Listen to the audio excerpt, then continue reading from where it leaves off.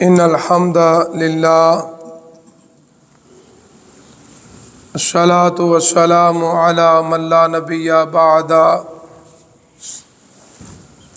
फ़अऊज़ु बिल्लाहि समीइल अलीम मिनश शैतानिर रजीम मिन हम्ज़िही व नफ़्ख़िही व नफ़्सिही ला हौला वला कुव्वता इल्ला बिल्लाह बिस्मिल्लाहिर रहमानिर रहीम या अय्युहल्लज़ीना आमनु उदख़ुलू फ़िस्सिल्मि काफ़्फ़ा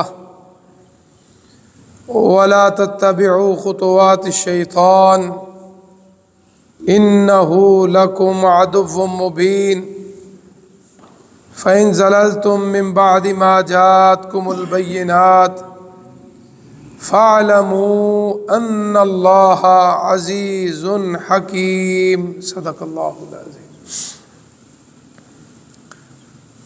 ऐ ईमान वालो, सिल्म इस्लाम में पूरे पूरे दाखिल हो जाओ। शैतान के कदमों की पैरवी ना करो, बेशक वो तुम्हारे लिए खुल्लम खुला दुश्मन है। अगर तुम फिसल जाओ इसके बाद जो तुम्हारे पास दलील आई है, यकीन कर लो कि बेशक अल्लाह ही गालिब है और हिकमत वाला है। हज़रात मोहतरम, रमज़ानुल मुबारक का आज अल्लाह के फजल व करम से तीसरा रोज़ा है। 1446 हिजरी है। अल्लाह के हजूर दुआ है कि अल्लाह ताला हमारा ये रोज़ा रखना कबूल व मंजूर फरमाए। उसके दिए हुए रिज़्क़ से हमने रोज़ा रखा है, सहरी की है।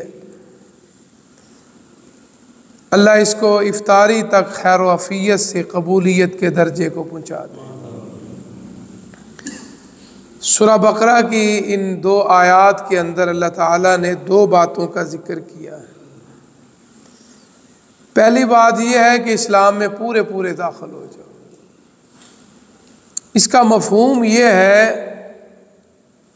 कि मुसलमान जो होता है वो अल्लाह और अल्लाह के रसूल सल्लल्लाहु अलैहि वसल्लम के हुक्म का ताबे है।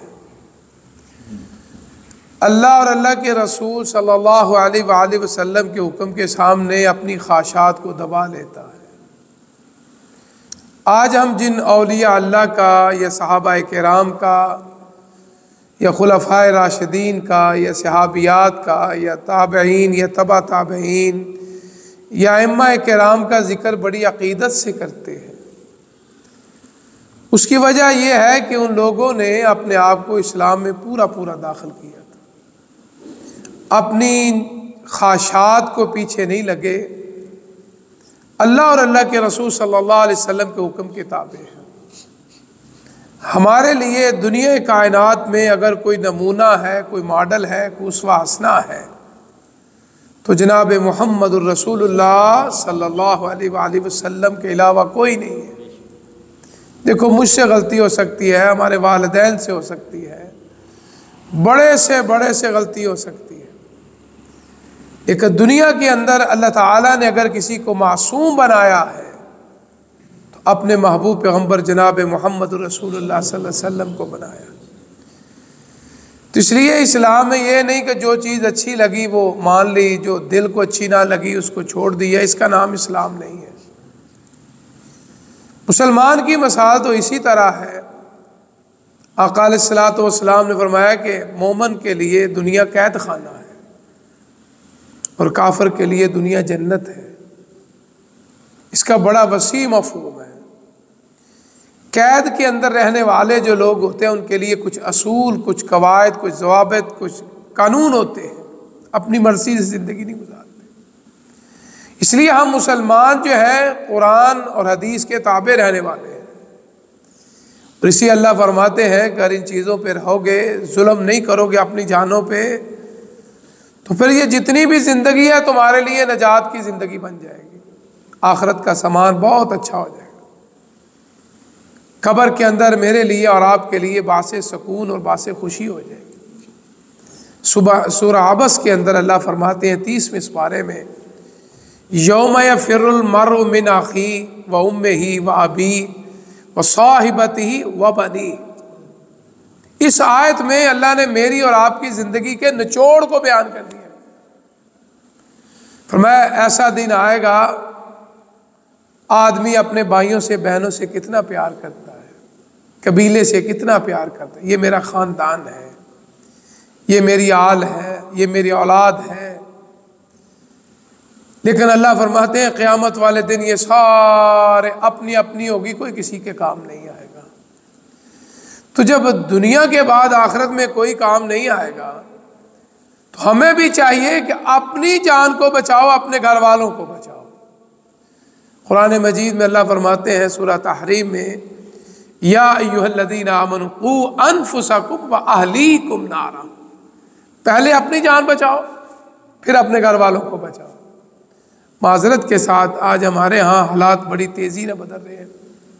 मेरे और आपके वालिदैन जब अजान होती थी तो हमें नमाज के लिए कहते थे, झिड़कते थे, सोए हुए होते थे तो हमें दरवाजे, उस दौर में लोहे के दरवाजे होते थे, ज़ोर ज़ोर से खटखटाते थे, उठ पड़ो, नमाज पढ़ो।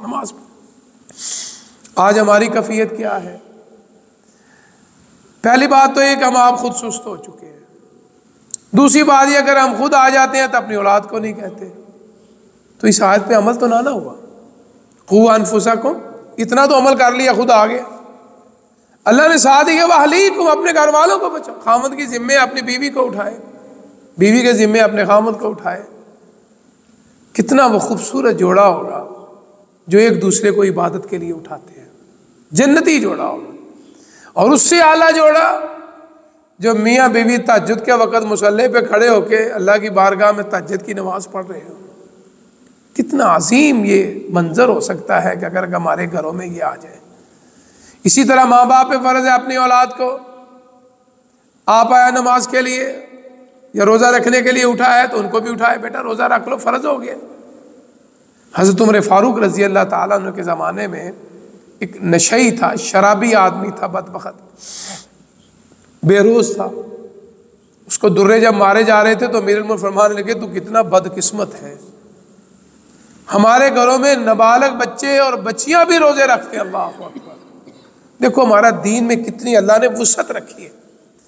हमारा कोई नाबालिग बच्चा बच्ची नमाज पढ़ता है ना, हालांकि उसका किरामन कातबीन नहीं है। आपके ज़हनों में सवाल आएगा, ये नमाज पढ़ता है, रुकू करता है, सजदे करता है, सूरह फातिहा पढ़ता है, सूरह कुल हुवल्लाह पढ़ता है, सुबहान अल्लाह, अल्हम्दुलिल्लाह, अल्लाहु अकबर पढ़ता है, कुरान पढ़ता है, हज करता है, उम्रा करता है, सदका खैरात भी करता है, रोजे रखता है, तो इनका खाता कहाँ जाएगा? अल्लाह ने फरमाया नहीं, ये खाता बड़े फ़ायदे का है।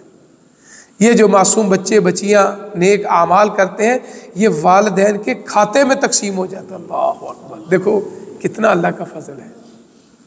यानी अभी बालग नहीं हुए, और इसलिए हदीस में आता है ना, 7 साल का बच्चा आ जाए तो प्यार से आशारा 7-10 साल को फरमाया फेंटी लगाओ।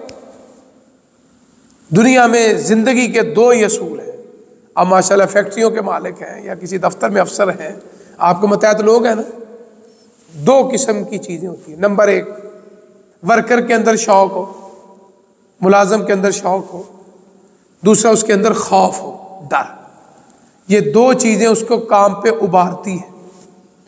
अगर शौक़ भी ख़त्म हो जाए, खौफ भी ख़त्म हो जाए, डर भी ख़त्म हो जाए, तो किस तरह काम करेगा? वो कभी नहीं कर सकता। आज हमारे माशरे के अंदर नई नस्ल की बिगाड़ में, माजरत के साथ, सबसे बड़ा हाथ यही है जो आजकल हमारे यहाँ एक लोगो चल रहा है, मार नहीं प्यार, जो शरीयत और फितरत के खिलाफ है। जब मैं पढ़ता था या आप पढ़ते थे स्कूलों में या मदारस में, क्या हमारे वालिदैन सख्ती नहीं करते थे? हमारे असातिज़ा नहीं मारते थे? आज वो कुछ न कुछ बन गए। आज माँ बाप भी डर रहे हैं, उस्तादों के वैसे ही हाथ बांध दिए गए। तो फिर इसी तरह होगा जो आजकल सड़कों पे हो रहा है। बदतमीजी है, तूफान है, बड़े की हया नहीं रही, बहनों और बेटियों की इज्जत नहीं रही, नौजवानों को डर खौफ नहीं रहा। पहली बात तो यही है कि ये 2 चीज़ें हमारी अंदर से ख़त्म होती जा रही है।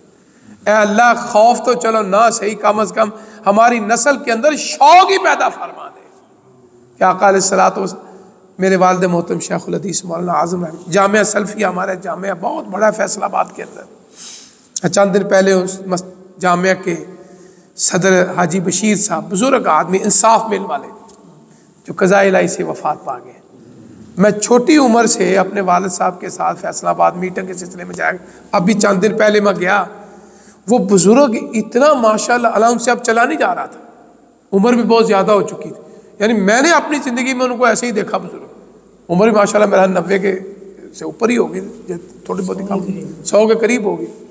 हर प्रोग्राम में अल्लाह के घर में आते और नमाज पढ़ते, जामिया सल्फिया के इंतज़ाम, 1500-1600 बच्चा वहाँ पढ़ता है। अल्लाह अकबर।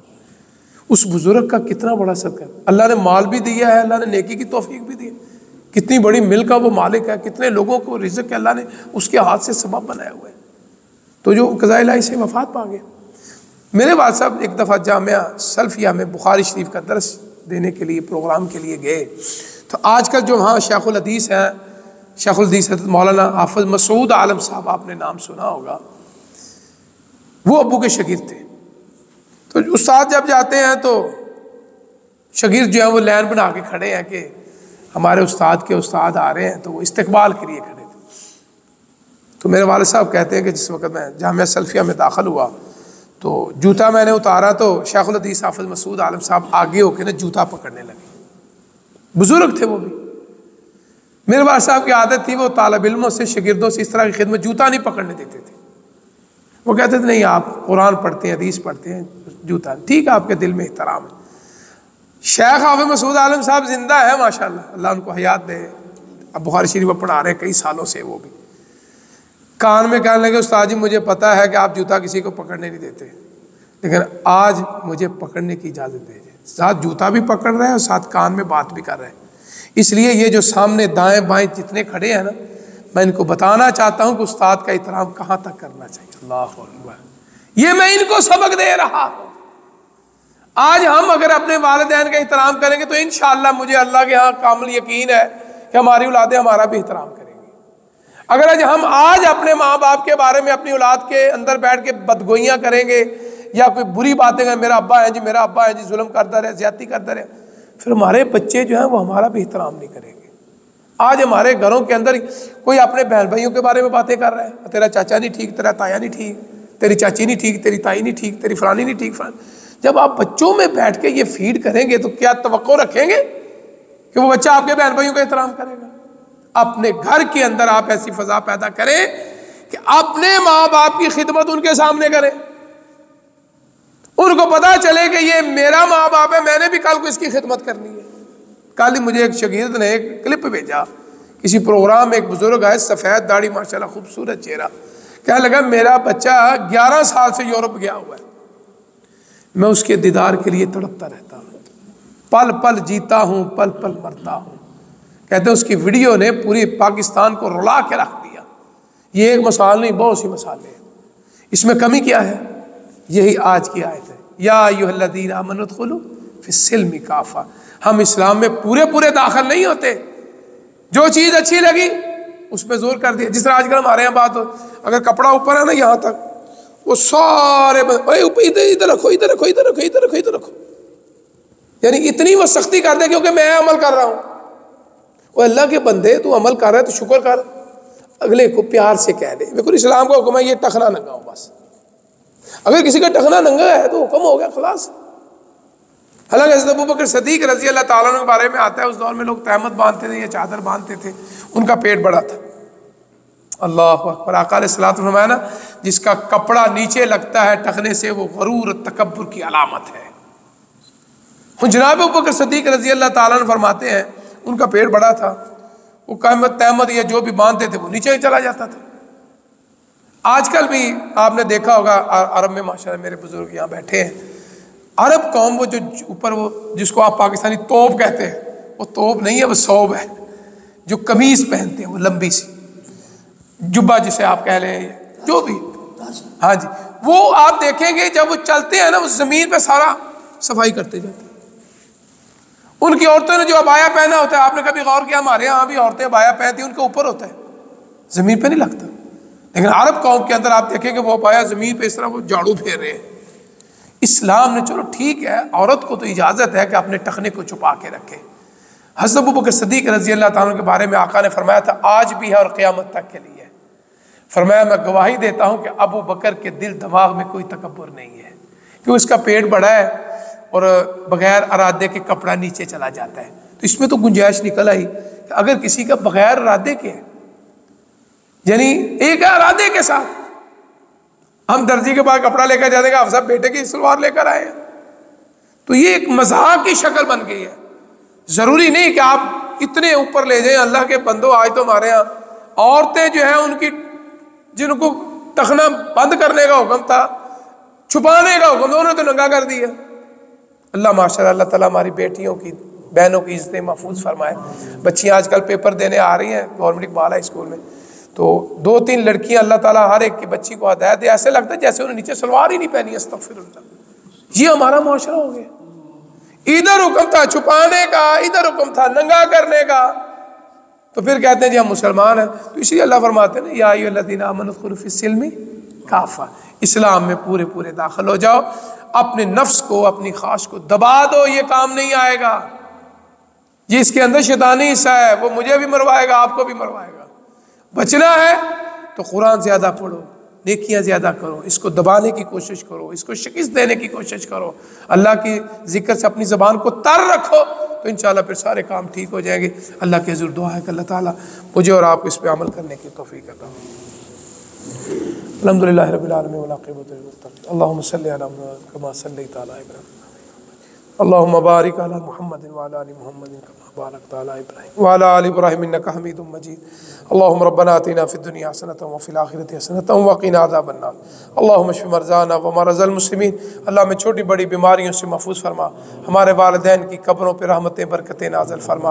रब्बि रहमहुमा कमा रब्बयानी सगीरा, रब्बि रहमहुमा कमा रब्बयानी सगीरा। अल्लाह हमारी औलादों को आँखों की ठंडक बना दे, अल्लाह इनको हदायत वाला बना दे, अल्लाह इनको हमारे लिए आँखों की ठंडक बना दे, अल्लाह इनको कुरान और हदीस पे अमल करने की तौफीक अता फरमा, वालिदैन की खिदमत करने की तौफीक अता फरमा, इनकी आंखों में हया और शर्म पैदा फरमा। ऐ अल्लाह इनकी जान माल इज़्ज़त की हिफाजत फरमा, हमारे रिज़्क़ में बरकत कसीर अता फरमा। वर्ज़ुक़ना व अंत खैरुर राज़िकीन, वर्ज़ुक़ना व अंत खैरुर राज़िकीन, वर्ज़ुक़ना व अंत खैरुर राज़िकीन व आरिना मनासिकना व तुब अलैना इन्नका अंतत तव्वाबुर रहीम। अल्लाह जो इस वतन के मुहाफ़िज़, अल्लाह उनकी हिफाजत फरमा, जो इस वतन के खैर खां अल्लाह उनको गलबा अता फरमा। ऐ अल्लाह दुनिया आखिरत की कामयाबियाँ कामरानियाँ अता फरमा। ऐ अल्लाह दुश्मन की दुश्मनी से महफूज फरमा, हासद के हसद से महफूज फरमा, नज़र बद से महफूज फरमा, शरीर इंसानों की शरारतों से, जादू टूने से अल्लाह हमें हमारे घर वालों को महफूज फरमा। रब्बना तक़ब्बल मिन्ना इन्नका अंतस समीउल अलीम व तुब अलैना इन्नका अंतत तव्वाबुर रहीम। सल्लल्लाहु अला खैरि खल्क़ि मुहम्मद व आलिहि व अहलि बैतिही व अस्हाबिही अजमाइन बिरहमतिका।